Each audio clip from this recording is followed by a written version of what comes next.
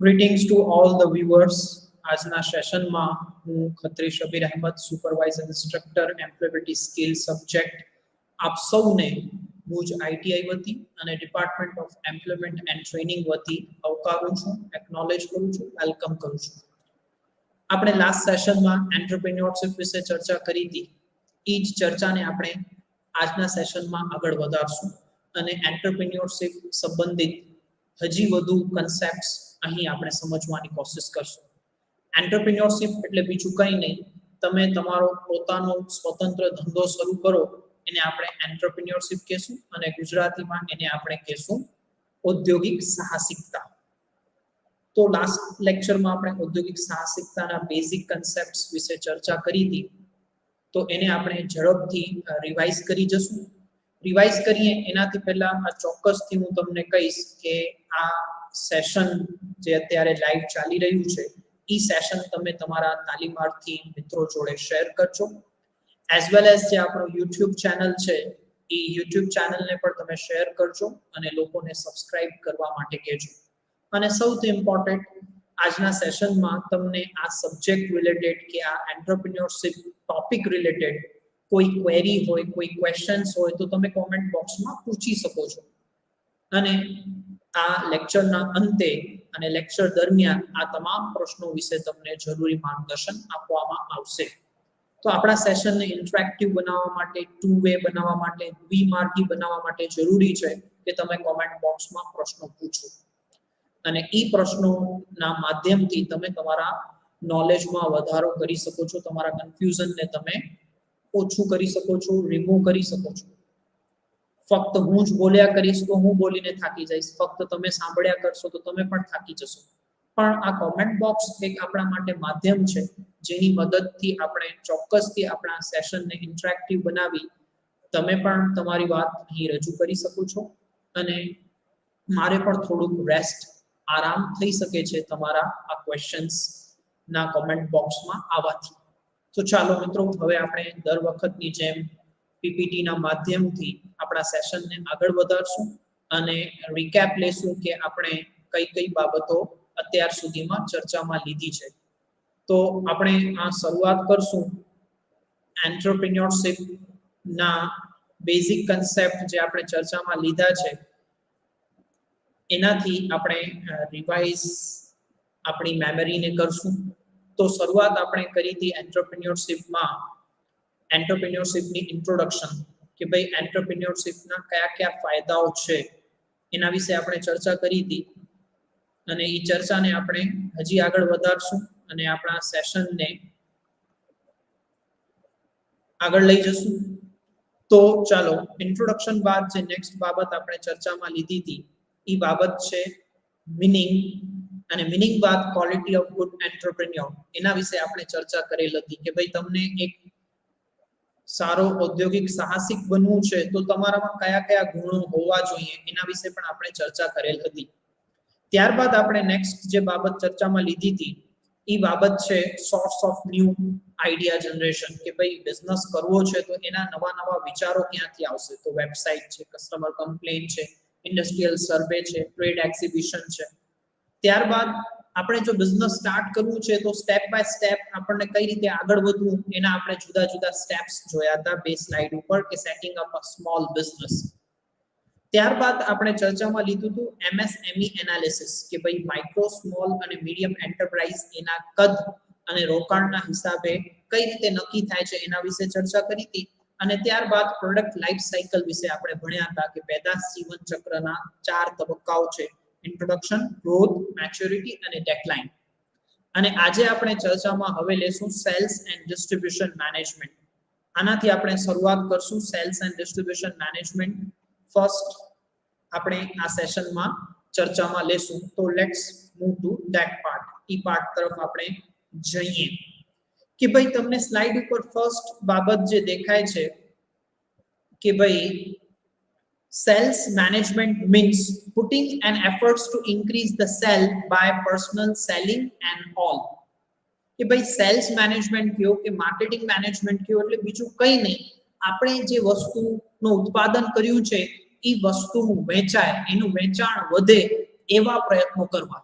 આપણે ઘણીવાર સાંભળતા હોઈએ છીએ અને ઘણીવાર આપણે કહેતા પણ હોઈએ છીએ કે ભાઈ ખોટી માર્કેટિંગ બંધ કર.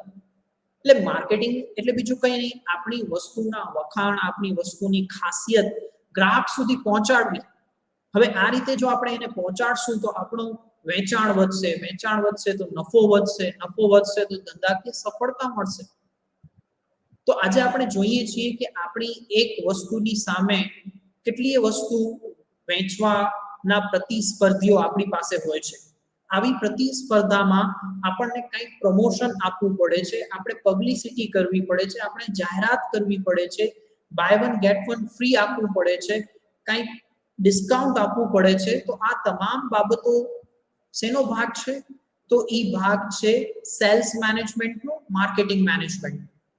હાલ માર્કેટિંગ મેનેજમેન્ટમાં અનેક પ્રકારની જોબ ઉપલબ્ધ છે. આ માર્કેટિંગ મેનેજમેન્ટનું સ્કોપ એવું છે કે તમે જોબ આપનાર એન્ટરપ્રેન્યોર પણ બની શકો છો અને જોબ પણ મેળવી શકો છો. એટલે ગભરાવાનું નહીં.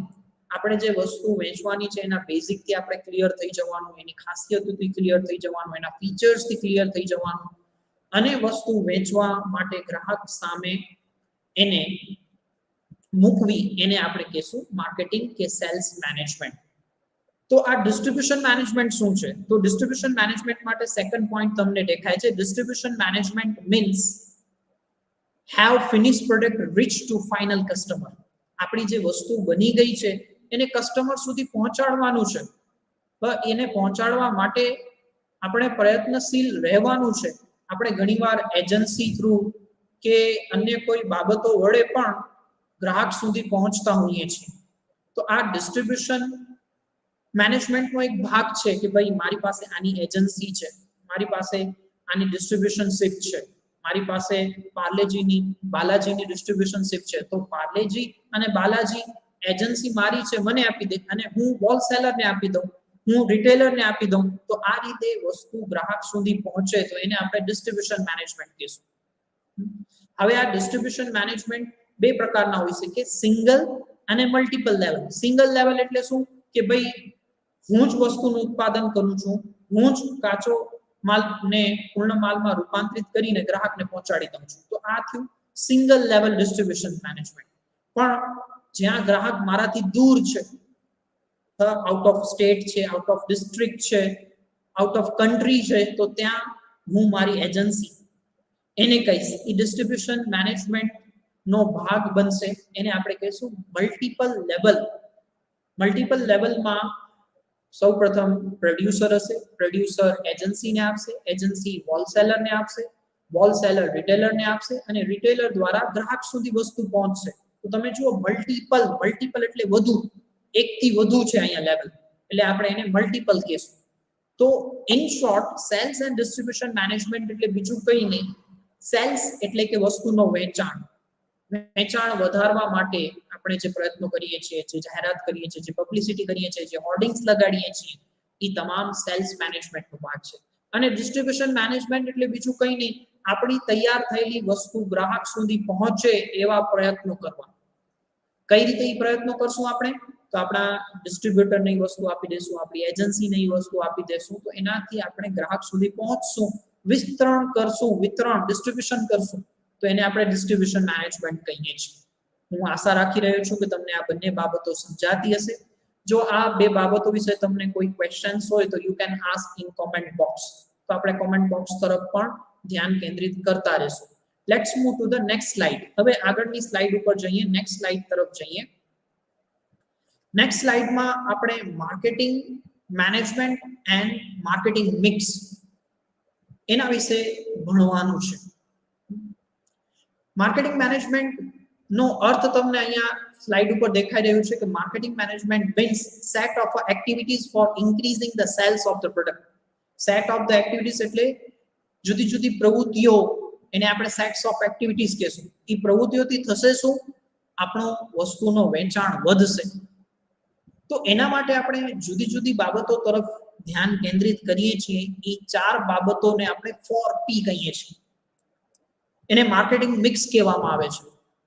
તમને અહીંયા દેખાય છે પ્રોડક્ટ, પ્રાઇસ, પ્રમોશન અને ફિઝિકલ ડિસ્ટ્રીબ્યુશન. દરેક શબ્દમાં પહેલો અક્ષર P છે એટલે એને 4P કહેવામાં આવે છે. એને માર્કેટિંગ મિક્સ કહેવામાં આવે છે. પહેલું છે પ્રોડક્ટ. પ્રોડક્ટ એટલે આપણી વસ્તુ.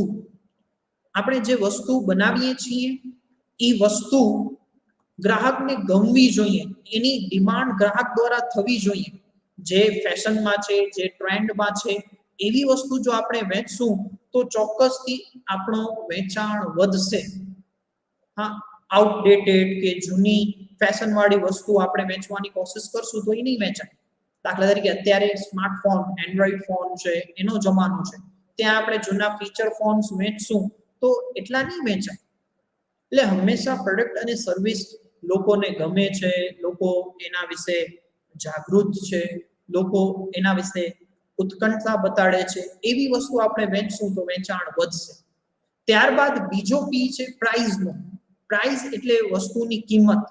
હવે આપણે વસ્તુની કિંમત એકદમ ઊંચી રાખશું તો શું થશે? તો ભાઈ આપણું વેચાણ ઘટશે, કોઈ ખરીદવા માટે તૈયાર નહીં થાય. જો ખૂબ જ નીચી રાખશું તો એનાથી શું થશે? તો એનાથી આપણને નુકસાન જશે, આપણા ખર્ચા પણ નહીં નીકળે.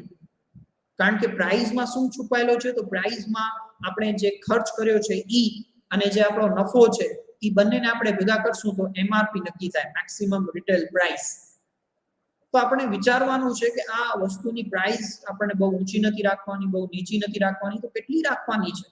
તો એના ફીચર્સ પ્રમાણે, એના ડિમાન્ડ પ્રમાણે આપણે જો પ્રાઇસ સેટ કરશું તો એ પ્રાઇસ મોડરેટ હશે, વ્યવસ્થિત હશે અને લોકો એને એક્સેપ્ટ કરશે અને વસ્તુ આપણી વેચાશે. એટલે પ્રાઇસને પણ વ્યવસ્થિત સેટ કરવું બહુ જ ઇમ્પોર્ટન્ટ છે. ત્યારબાદ પ્રમોશન.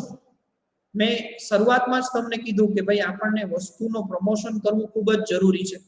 એ પ્રમોશન આપણે જાહેરાતથી કરી શકીએ છીએ, એ પ્રમોશન આપણે હોર્ડિંગ્સ લગાડીને કરી શકીએ છીએ, ન્યૂઝ ચેનલ ઉપર કે કોઈ ચેનલ ઉપર જાહેરાત કરીને આપી શકીએ છીએ, કોઈ સેલિબ્રિટીઝને એન્ડોર્સમેન્ટ માટે કહી શકીએ છીએ. તો આ તમામથી આપણી વસ્તુનું પ્રમોશન થશે અને એ પ્રમોશનના લીધે આપણી વસ્તુ વધુ વેચાશે. તો આવું પ્રમોશન કરીને પણ આપણને વસ્તુના વેચાણને વધારી શકીએ છીએ, માર્કેટિંગ મેનેજમેન્ટને ઇફેક્ટિવ બનાવી શકીએ છીએ. આપણે શોપિંગ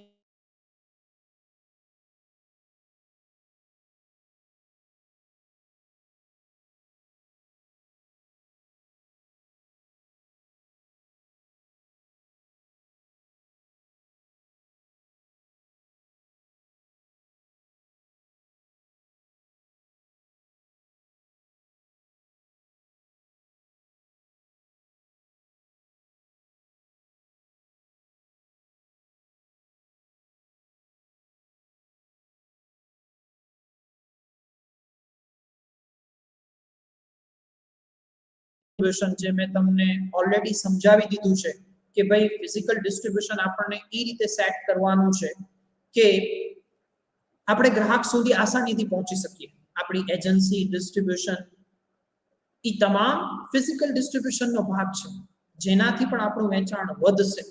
તો આ ચારે ચાર પી ને આપણે કહેશું માર્કેટિંગ મિક્સ અને 4P.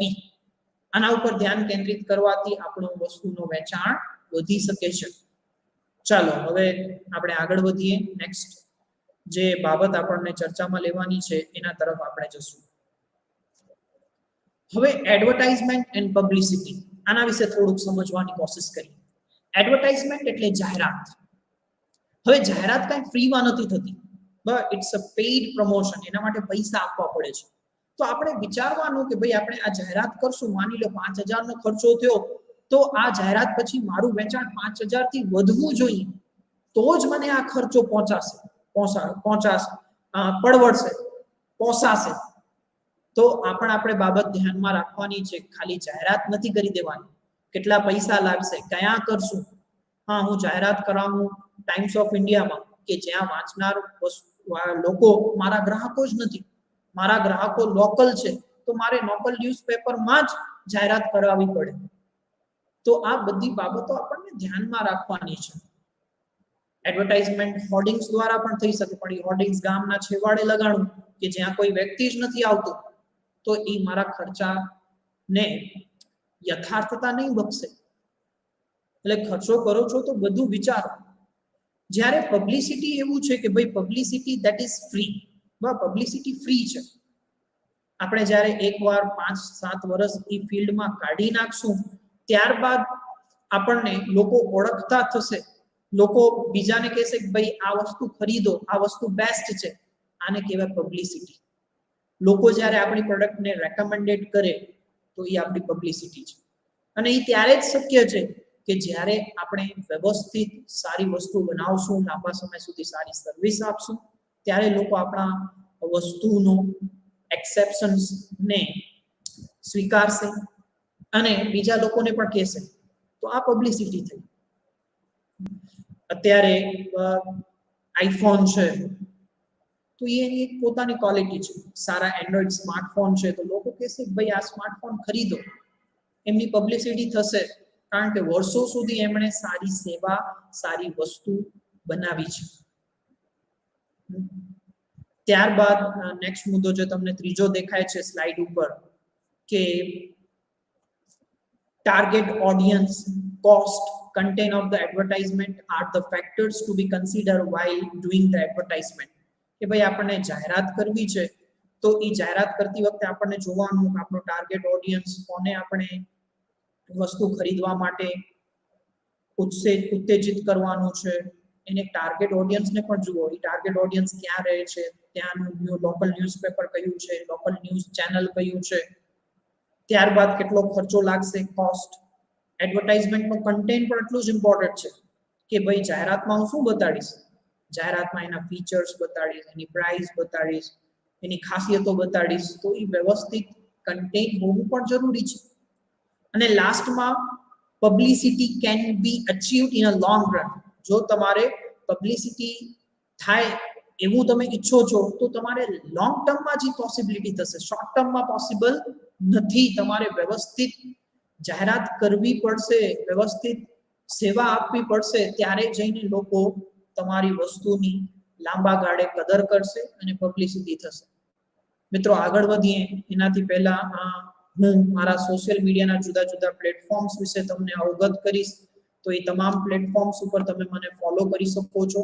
અન્ય લોકોને પણ તમે એને ફોલો કરવા માટે કહી શકો છો. તો let's move to the social media profile of mine.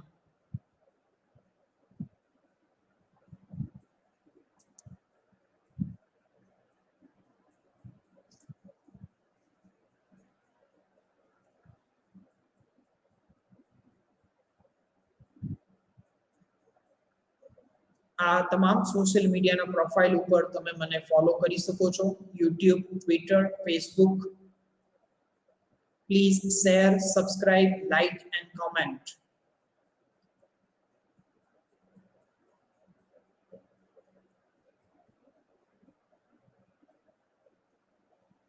ટૂંક જ સમયમાં આપણે સેશનમાં ફરીથી જોડાશું.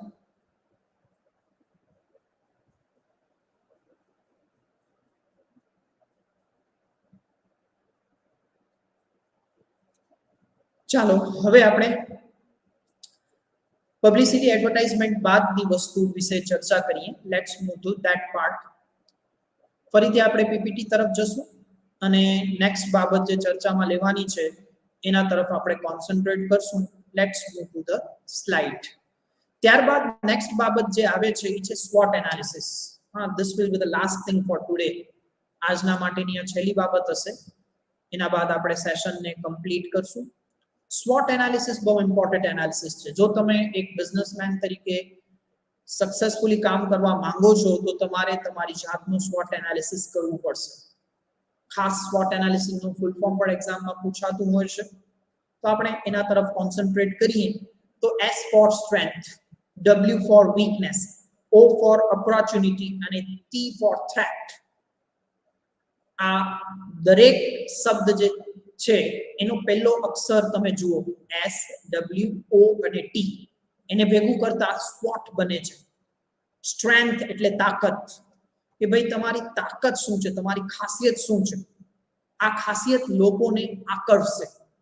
આ ખાસિયતને જોઈને લોકો તમારી પ્રોડક્ટ ખરીદવા માટે તૈયાર થશે, તમારા બિઝનેસને એક્સેપ્ટ કરશે અને તમે એક વ્યવસ્થિત બેન્ચમાર્ક સેટ કરી શકશો, એક સ્ટેટસ તમારું સેટ થશે.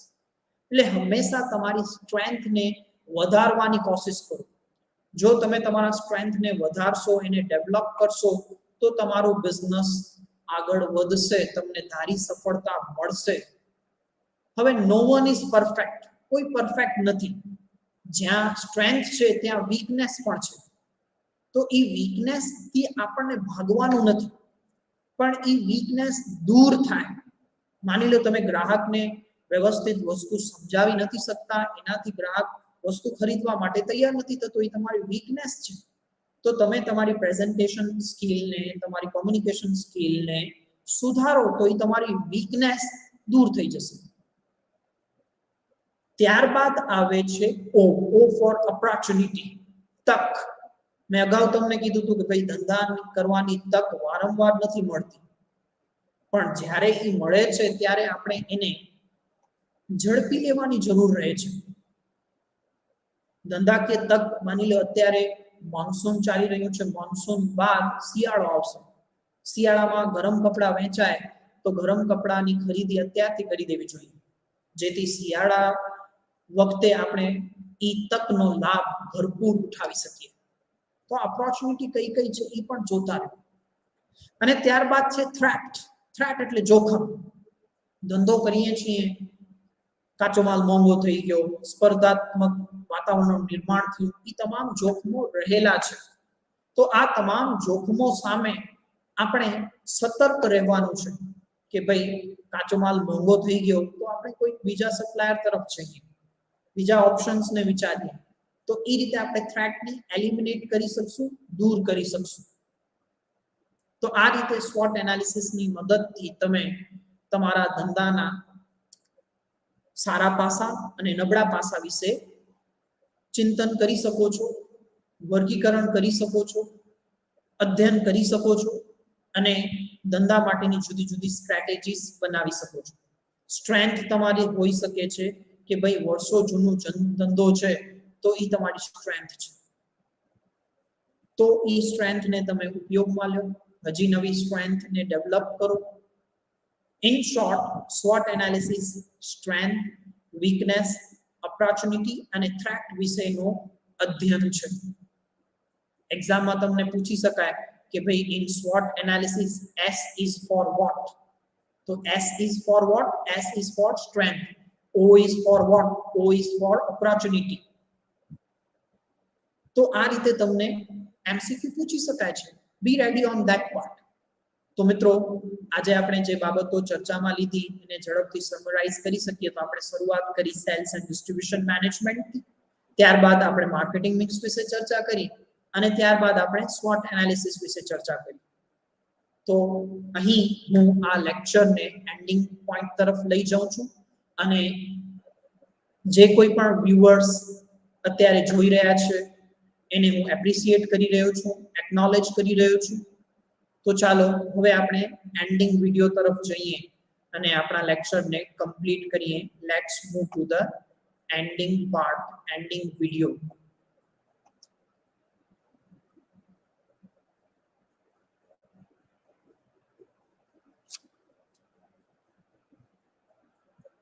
Thanks for watching.